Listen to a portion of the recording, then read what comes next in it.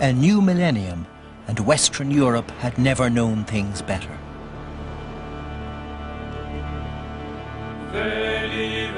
The worst of Viking and Saracen raids were over.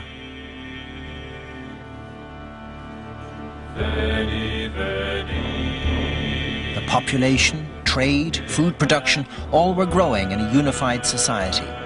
At the core of this society, the acceptance of common religious beliefs.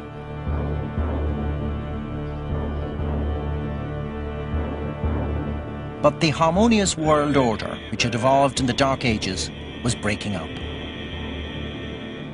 There were tensions in the theory of society. Where did its ultimate authority lie?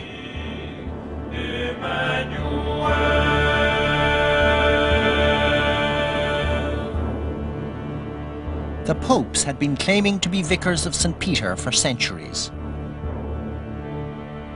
But kings and emperors too claimed a divine right derived from their coronation. Until now, the balance lay heavily with the secular arm.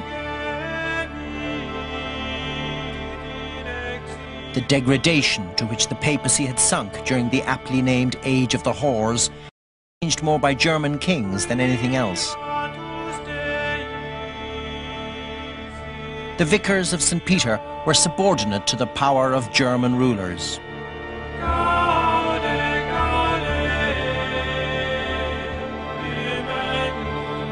But change, reform, was in the air. The main thrust for reform in the church was to try to get rid of sleaze. They called it simony, which means buying bishoprics, purchasing ecclesiastical offices, giving money for ecclesiastical revenues, buying ordination, and so on. And they had an enormous sense of, rather like a modern Italian may do, of living in Sleazeville. One of the leaders says that simony is universal in France and in Germany and almost the whole of Italy. As often the case, the thrust for reform came from below, from the monks. The Abbey of Cluny in France. Following the French Revolution, left in ruins, but in the 10th century, this was a powerhouse for reform. Its founder had left it free from any lay control. The abbot was dependent on no one but the Pope. The abbey sent out a regular force of reforming monks. In an age when married clergy were the norm, here were men devoted to the strict rules of celibacy and chastity. As the church was trying to impose more strict rules of marriage, of one wife for husband, so I think they thought that they would rather see priests who were chaste. They wanted to hear more sermons, and sermons on religious life, on the Bible, Testament, and those were all models which were not being carried out by the clergy at the time. Not even by the papacy. Its field of vision was immersed in Roman feuds. The devout German Emperor Henry III intervened and duly appointed 4 German popes, one after the other. Clement, Damasus, Leo, Victor, all names of popes of the early pure church. These were truly the servants of Christ, the heirs of Peter, reforming popes. Not brought up in the suffocating atmosphere of Rome, they had a wider European perspective. Leo IX left Rome immediately after his coronation to carry the message of reform to the churches of France and Italy. But the age-old question of Constantinople cropped up again, and with it the question of papal authority.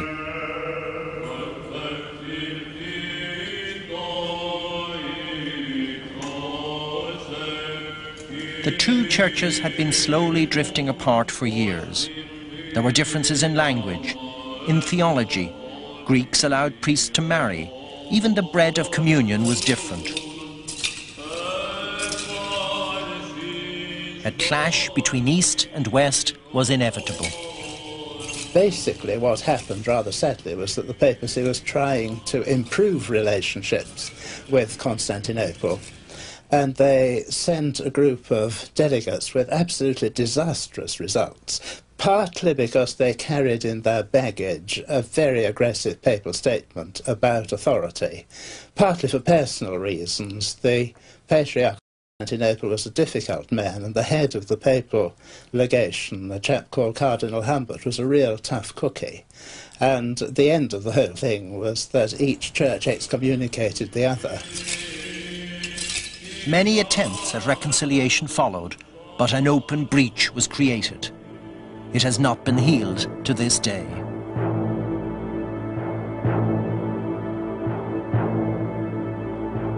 Power dominated the imagination of the papacy, and it had to be asserted to bring about reform in the West as well.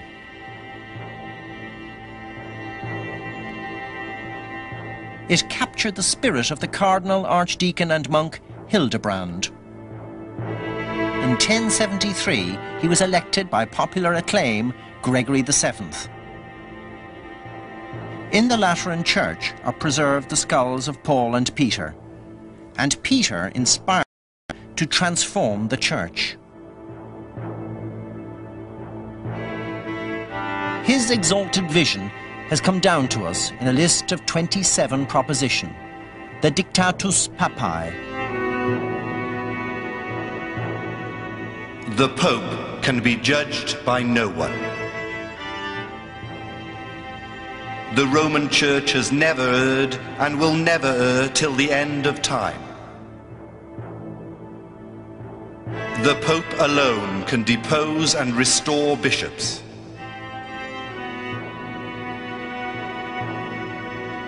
He alone can make new laws, set up new bishoprics, and divide old ones.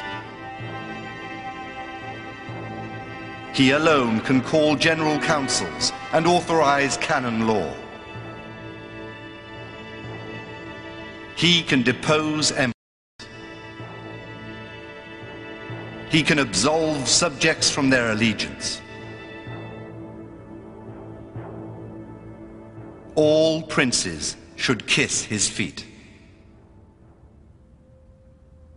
Such a vision of papal power was bound to lead to conflict with the emperor, and it came in 1076. Henry IV challenged the Pope head-on by electing a number of bishops and abbots in Germany and North Italy. When the Pope objected, he denounced Gregory as a false monk and pronounced him deposed. Gregory's reply was no less uncompromising. I prohibit Henry from ruling in Germany and Italy. I release all Christians from the oaths which they have sworn to him, and I bind to the bonds of anathema. The Pope's pronouncement provided Henry's enemies with an excuse to rise against him. To save his throne, he came here, to the castle at Canossa in central Italy. Gregory kept him waiting in the snow. Eventually, the Pope emerged and made Henry kiss his stirrup in a gesture of humiliation before he accepted reconciliation. A mighty Pope indeed, then. Or was he? There's a great disagreement about Gregory among historians. I personally regard him as a dangerous driver who eventually drove the car of reform into the ditch. He saw himself as doing nothing new. Nothing. He said, but I have changed nothing. I haven't done anything. All I want to do is to follow the gospel. I think he genuinely didn't think of himself as doing anything different. But he did identify himself strongly with St. Peter. This identification had challenged the sacred aura of kings. To men like Henry, who believed that they too were vicars of God, Gregory's views seemed like blasphemy. Gregory split the church. He was also to destroy himself. Henry IV is an effective and incidentally extremely devout ruler, but an old-fashioned one, and he as emperor led a large army into Italy and had a lot of support from Italy, and also among the reformers they're getting less and less happy about Gregory's extremism, and eventually the imperial forces simply occupy Rome and Gregory has to clear out. Left to rot in Salerno, he remained defiant to the end. I have righteousness and hated iniquity. Therefore, I die in exile. But he had etched out a new vision of the claims of his office. Though defeated, his spirit survived him. He dreamt also of leading a liberating army against Islam. 11 years after his death, Pope Urban II translated that dream into a terrible reality. At a council in Clermont in France, he preached the First Crusade and mobilized the greater part of Western Europe to rescue Jerusalem. He had hoped for a good army. What he got was the biggest army in the history of mankind. After a harrowing march on Friday the 15th of July, they launched a general assault on the city of Jerusalem.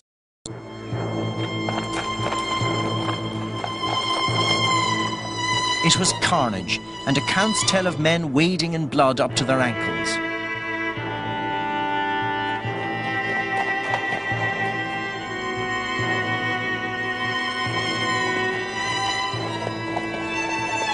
After the slaughter, weeping for joy, the soldiers of Christ went to adore the sepulchre of Jesus and paid their debt to him. The Pope had become, in every sense, the leader of the Christian world. Gregory VII's vision had been realized.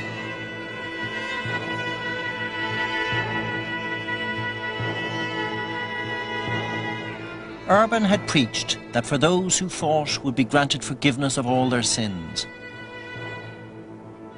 To those who fell in battle, the crown of martyrdom.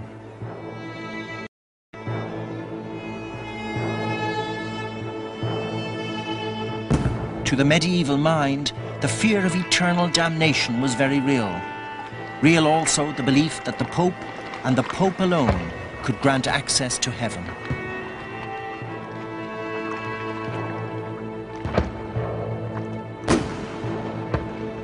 In proclaiming the crusade, Urban appealed to a sense of a universal Christian cause.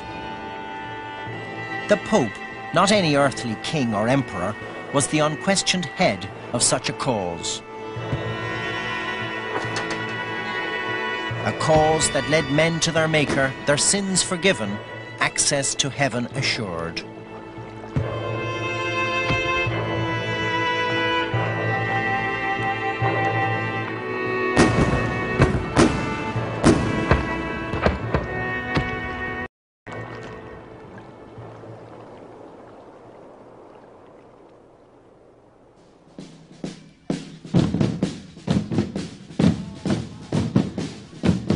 Today, tragic history has become colourful heritage.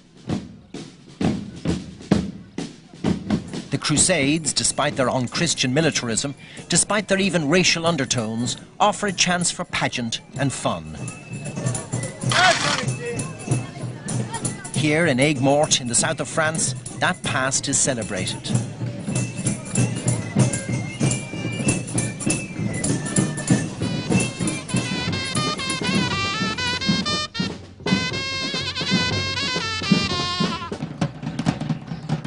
Meticulous care is taken over historical accuracy.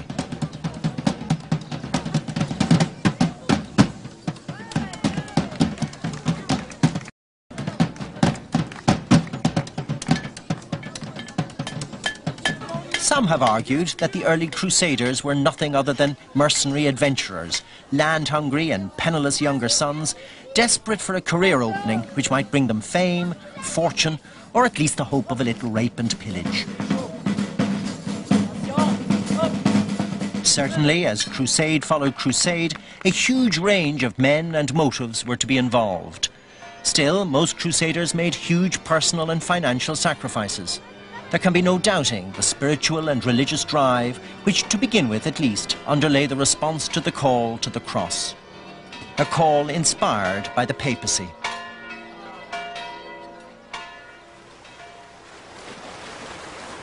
Amongst the many who fought in the Crusades were the Normans.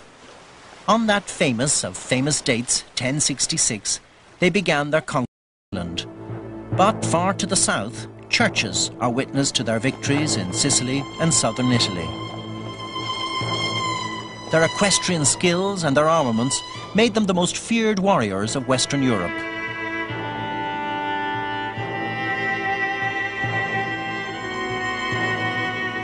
The earliest invaders into southern Italy were little more than thugs. They conquered and ruled by the sword. There are tales of small bands of them defeating Italian armies of thousands. But in time they gave birth to a vibrant civilization here. The church was important to them, and they frequently important to the church. Many popes had become dependent on them for support. But deals with the land-hungry Normans meant return. One such arrangement was to have a staggering effect, which no one foresaw at the time. Unable to challenge the Normans, the Pope pronounced their leader, William, King of Sicily, with certain rights over the church on the island. That Pope, the only ever English Pope, was Hadrian IV.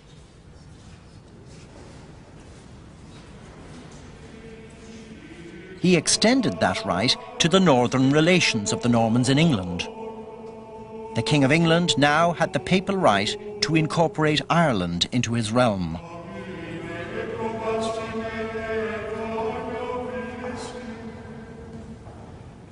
The church in Ireland at the time was already experiencing the stirrings of reform.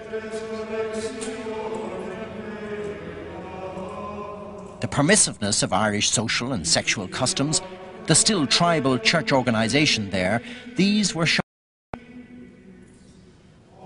the Irish were not men but beasts, wallowing in vice. The reforming church would change all this. That, unquestionably, was Hadrian IV's devout hope and belief.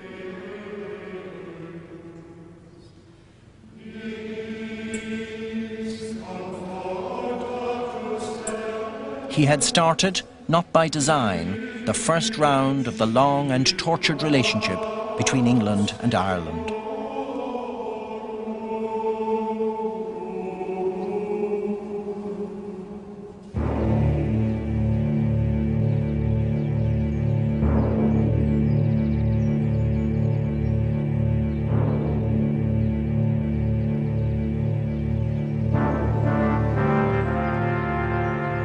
These churches are a living testimony to the power of the medieval church over men's minds.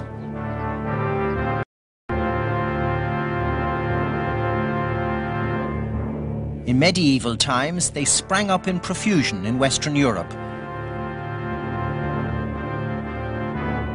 Whatever our beliefs, we can but marvel at them.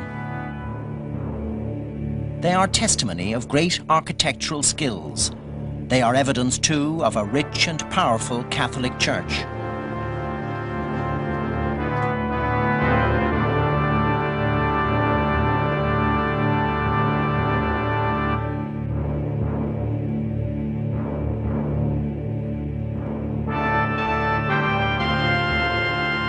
But great buildings were not built by faith alone.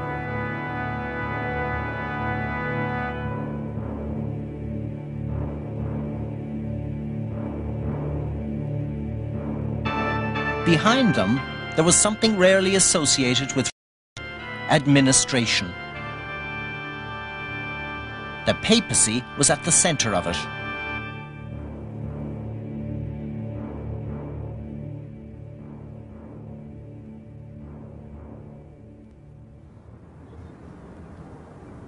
The city of Bologna in northern Italy. By the 12th century, it had earned itself a great reputation for teaching. Not religious teaching, not theology. This was a great centre for the law. Many popes were trained here, and it's an indication of the way of things that there were no saints among the 12th century popes.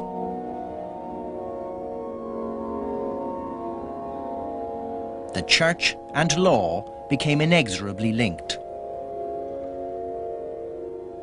Papal business multiplied as litigants referred a multitude of matters settled locally to the papal courts. Books on the law became more numerous than those on theology. There were those who warned, but their warnings fell on deaf ears. The priests had to be taught. What dispensations were needed for cousins to marry? What were the rites to found a new monastery or a private altar? Business grew, and with it the power of the curia and the power of the cardinals, all well trained in legal matters.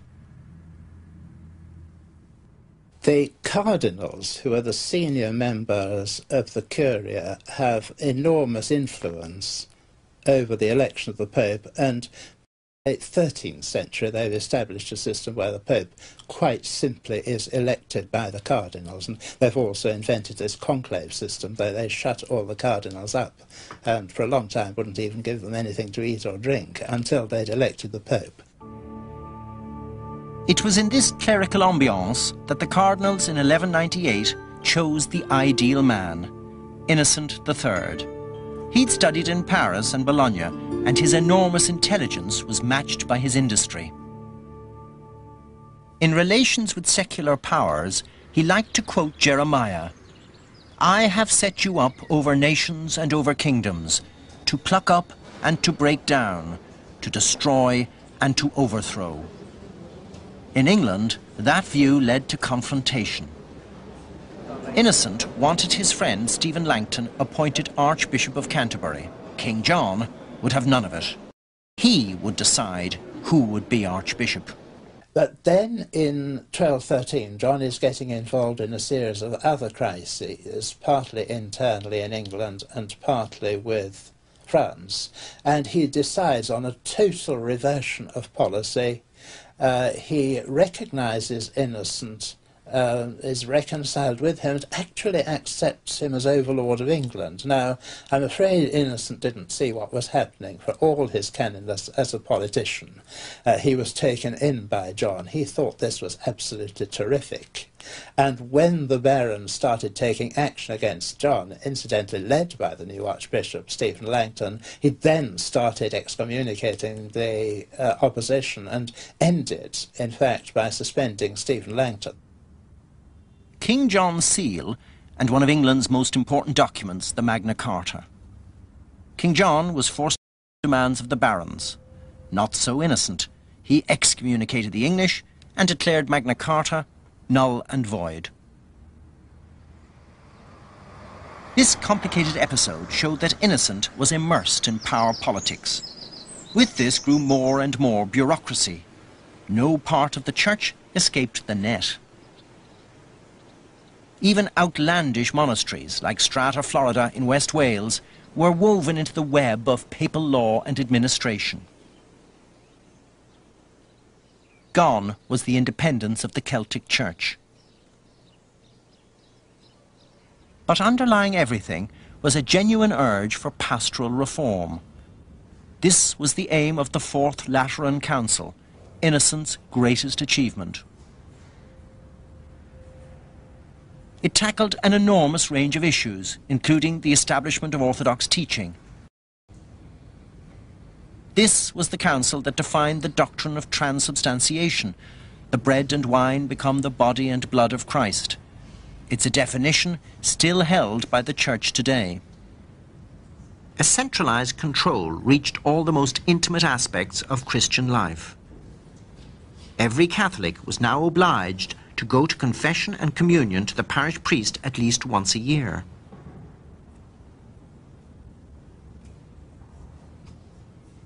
Under Innocent, the forces of pastoral reform and obedient conformity joined hands. The chain of command reached all things, from pope to peasant. But Innocent had to face those who did not conform. The Jews did not even share the same faith. Under Innocent, they were required to wear distinctive clothing. Trades and marriage to Christians were forbidden them. They had to live in special areas, the ghetto. But Innocent was no medieval Hitler.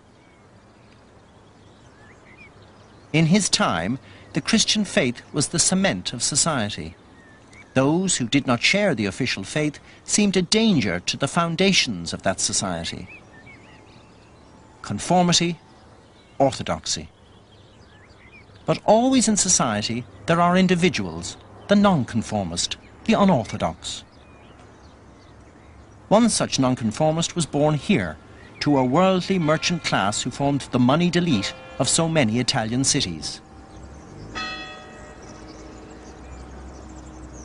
A young man, he delighted in expensive living, flashy clothes, and nurtured dreams of military fame. The town is the young man, Francis. A growing awareness of the plight of the poor, in whom he saw the face of Christ, led Francis to repudiate his father's wealth. He identified himself with the destitute underclass. Disciples gathered round him, following a simple set of rules derived from the Gospels. Groups of this sort had been common enough in Italy. The Church had always suppressed them. Francis was different. A deeply devout Catholic, he revered the sacraments and the Church's teachings and had a deep respect, even for wicked priests. In 1210, he set himself to win papal approval for his movement. Problem is that we don't have any written evidence from Innocent III or Francis about what went on between them.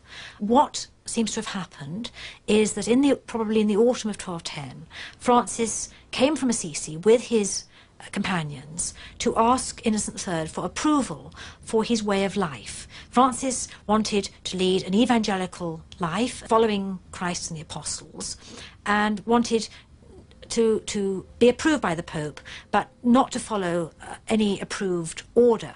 The legend is, of course, that Innocent rejects Francis in the first place and goes away and has a dream, and dreams that he sees a young man holding up the Lateran on his shoulder and supporting the Church and saving the Church. And I'm sure that that represents what Innocent did believe about what Francis's power was. Innocent has the problem of how he's going to sell this rather unattractive individual, perhaps, to his cardinals and to the Curia and to the Church at large. How he does, I think, is really rather clever. Francis is presented as the norm of evangelical perfection. His way of life is the most perfect evangelical life that could be lived by a layman. Francis and his companions are laymen, they're not priests, they're not in orders. And so what Innocent does is to tonsure, have Francis tonsured, have his head shaved, and Francis swears an oath of obedience to the Pope, and Francis's companions swear an oath of obedience to Francis. And he is then given the licentia ubique praedicandi, the license to preach anywhere. I've always said, I think, that without Innocent III, there would have been no St. Francis. Francis could well have remained in the wilderness.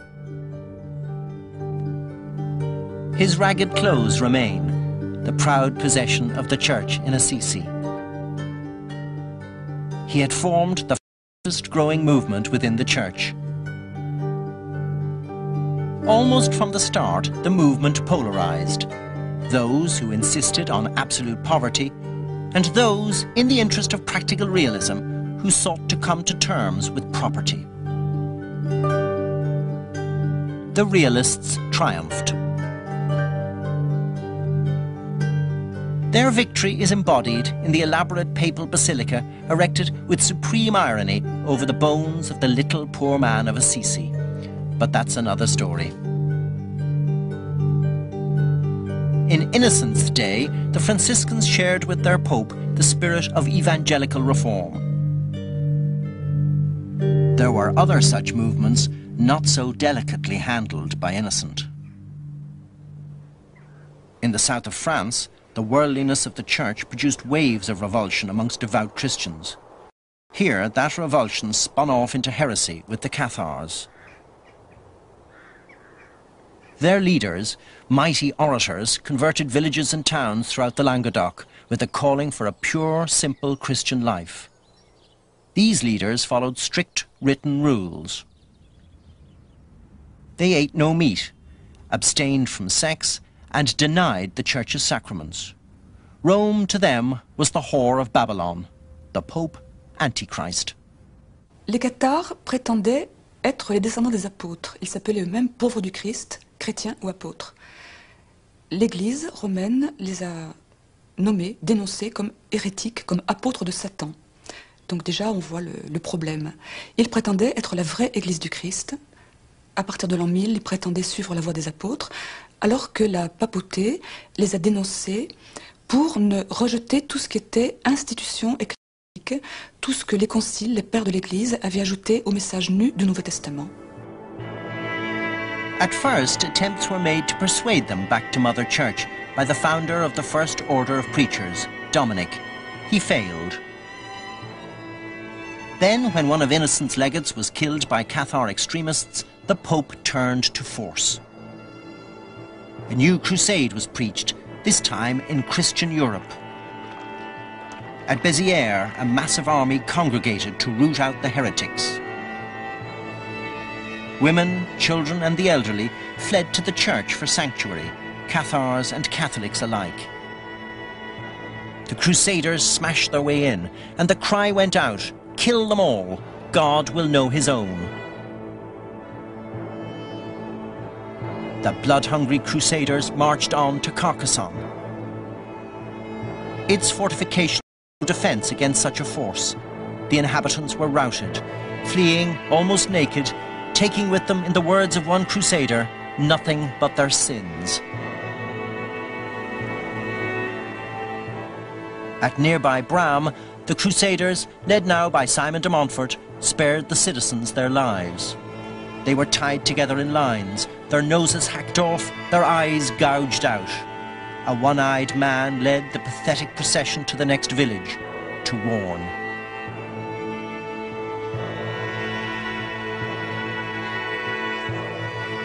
The massacre of the Cathars caused the death of 10 times more Christians than the total martyred in the Colosseum.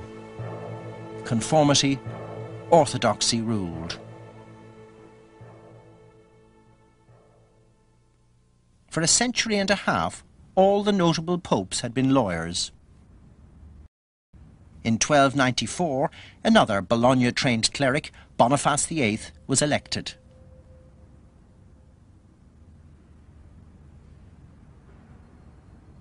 A mysterious man, proud, fierce. He was to take a step too far. In 1300, he declared the first Jubilee, or Holy Year. Thousands of pilgrims flocked to Rome, adding enormously to the prestige of the papacy.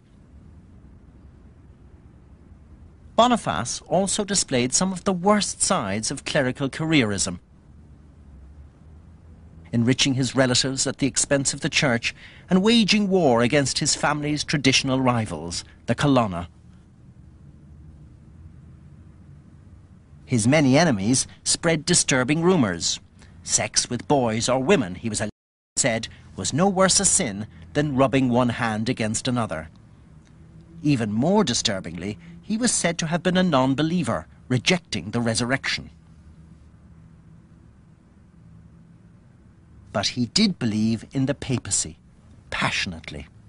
He claimed that it was altogether necessary for salvation for every human creature to be subject to the Roman pontiff. Here, in Anagni, to the south of Rome, that claim led to trouble. Boniface led a war of propaganda against his detractors, especially the French. He even prepared a bull excommunicating the King of France, but before it could be promulgated, the French struck.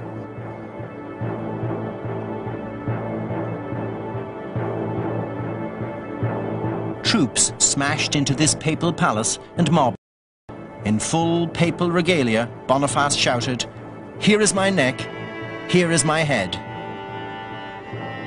The troops drew back. Even they could not kill a pope.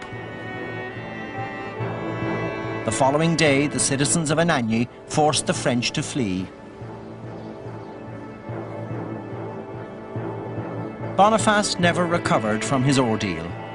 Returning to Rome, a broken man, a month later he died.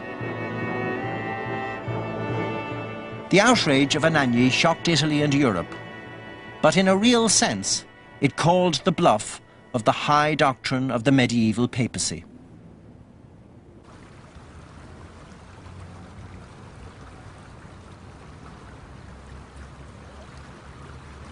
For most of the 14th century, the bishops of Rome lived far away from Rome, in the fortified of Avignon.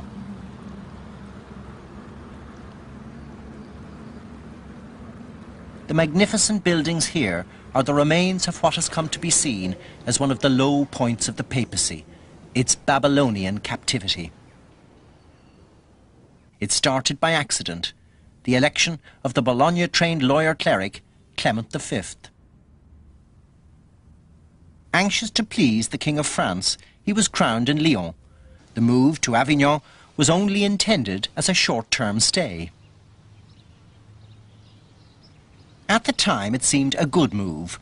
Far more central than Rome, it was more accessible to the many who now had business in the papal court. The papacy also was well out of squabbling Roman politics. In Avignon, they were elected formally by the College of Cardinals. The Third Lateran Council of 1179 had finally, if you like, canonically laid down what the process of papal election was to be. It was to be by the College of Cardinals exclusively. Hitherto, the Roman population had taken part, the aristocratic factions within Rome, and above all the emperor, had been parties, as it were, to the papal election.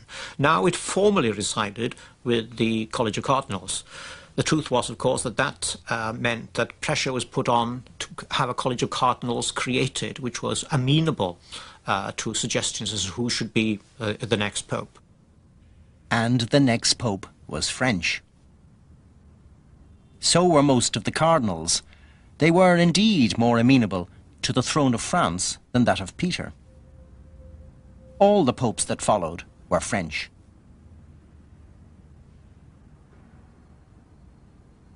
In Avignon, he had become the servant of the King of France. They were not all bad popes.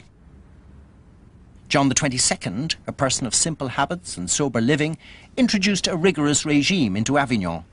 Yet he was confronted by a growing rift between gospel values and the machinery of the medieval church.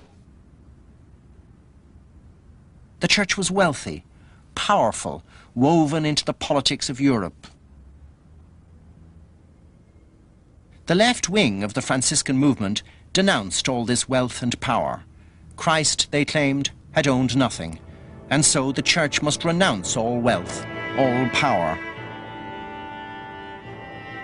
For all his austerity, John knew that these views would dissolve society itself. He condemned the dogma of apostolic poverty. The Franciscans who disagreed were handed over to the Inquisition, burnt at the stake.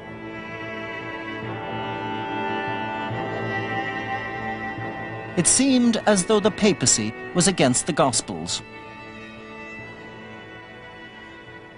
His successor was in many ways the opposite.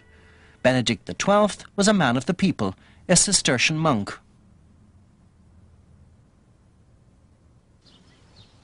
Yet it was he who built the great fortress of Avignon, the palace of the popes.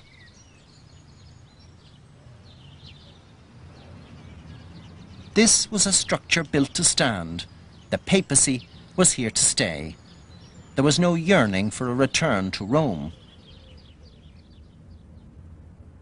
His successor, Clement VI, was the opposite again, a grand seigneur. Totally aligned to the King of France, he was a real big spender.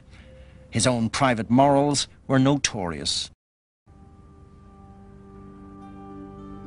Money was spent freely, and a good time had by all.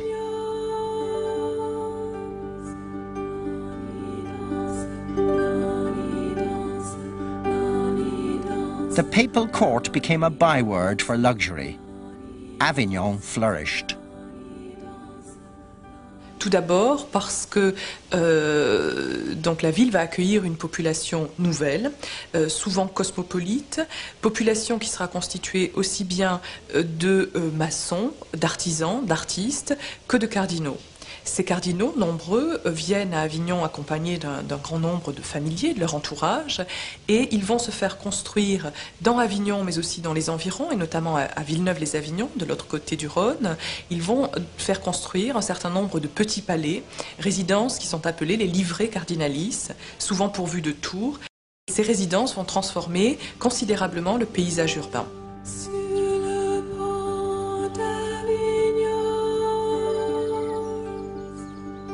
All the time, papal administration grew and grew to a count of some 4,000 people. And when the living was easy, reform was not.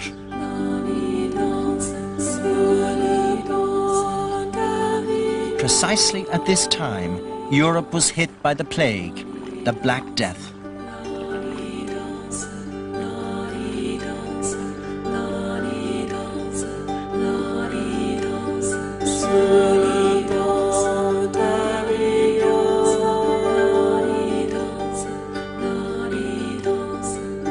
To many, God's visitation on a sinful world, a sinful church, and a particularly sinful papacy.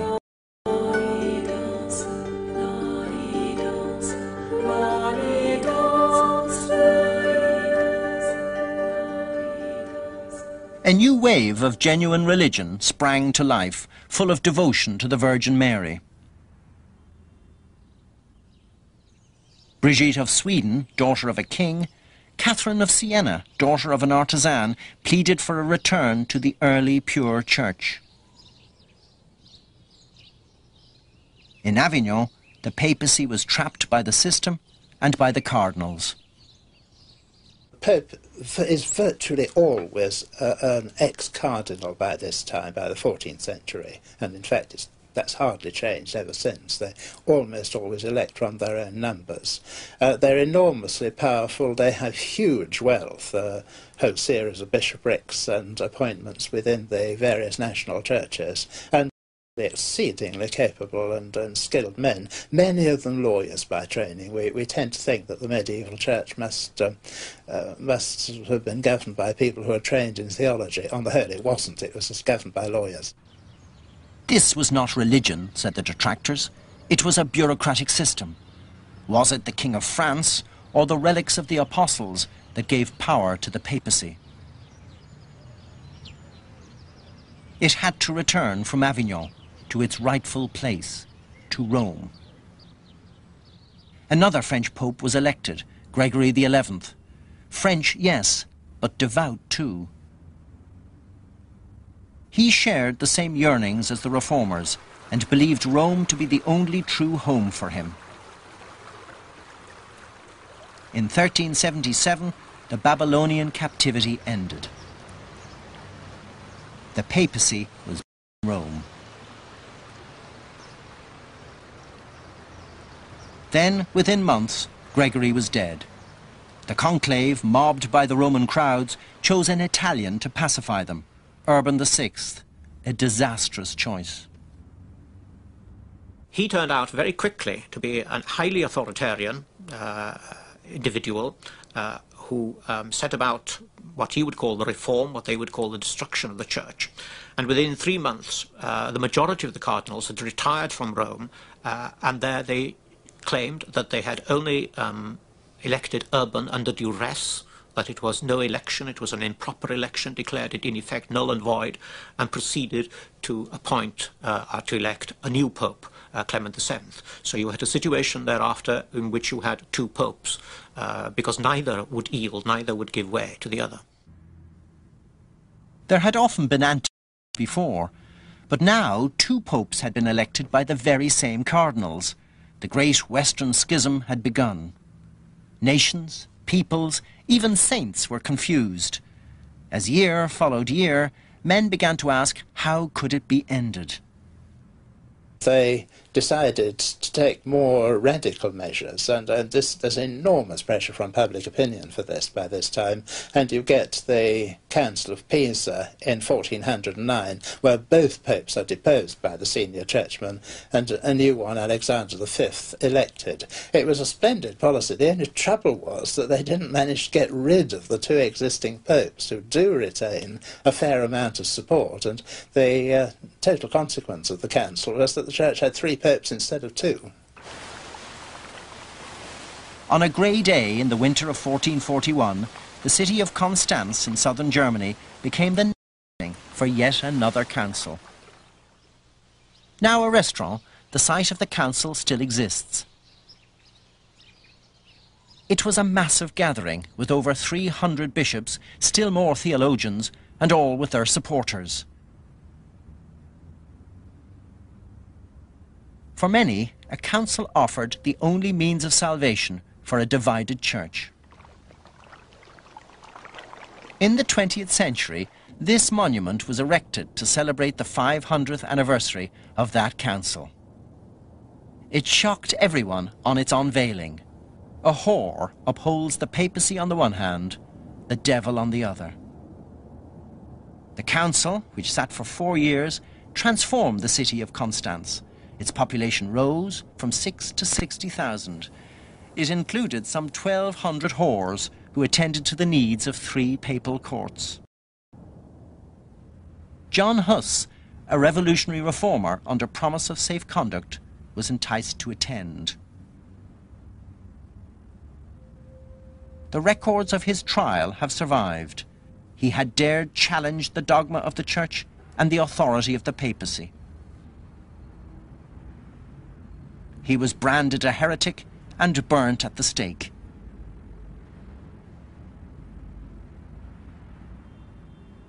In Innocent's day, the Church had coped with Francis. Now it could not cope with a reformer like Huss. The papacy had no integrity in anything, said its detractors. This was a corrupt church led by a corrupt papacy. Many sought genuine reform and wanted the council to override the power of the papacy. All wanted the schism ended. The arguments raged, but in the end, an agreement of sorts was reached. The 3 popes were all deposed, and the Roman, Martin V, elected the one true pope. With his coronation, the schism was ended. The divisions of the Church were, it seemed, healed at last. Nothing could have been further from the truth.